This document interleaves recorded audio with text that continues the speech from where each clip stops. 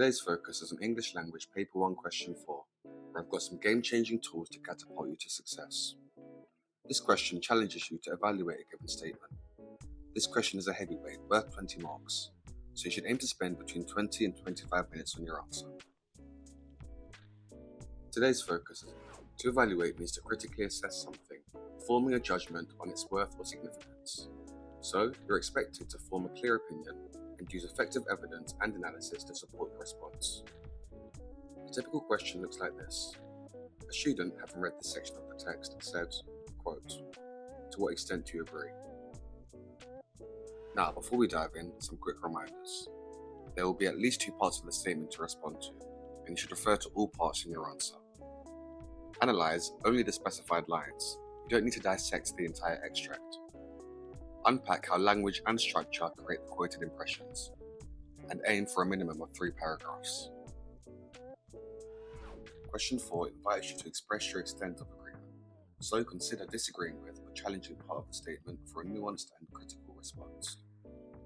In the first method, all 3 paragraphs can agree with the given statement, with the first being an overall opinion of the whole statement, and the final 2 addressing the individual parts of the statement.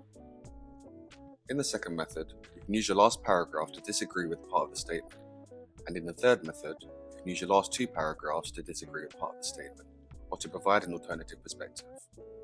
Each of these approaches are valid and can get high marks. For your response to become perceptive, try using method 2 or 3. Now let's dissect a typical question. Pause the video here to read the source. Now let's break down the statement into sections. This question requires you to find evidence to support or negate the ideas that 1. Zoe is so slow to react to the warning signs, underlined in red, and 2. That the situation sounds really dangerous, underlined in green. Remember the challenge method when thinking about the statement. When given the question, ask yourself, is it possible to challenge any part of the statement? Then find the relevant evidence to disprove it.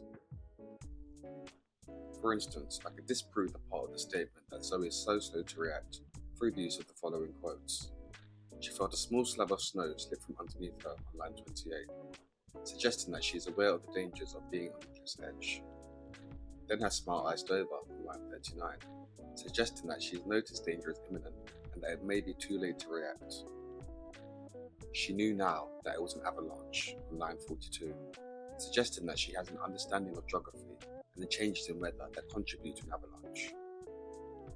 When responding to this question, begin with a thesis statement, a simple 1 to 3 sentences giving your overall opinion of the piece. Don't include any quotations or methods here. I'll show you an example of a thesis statement shortly.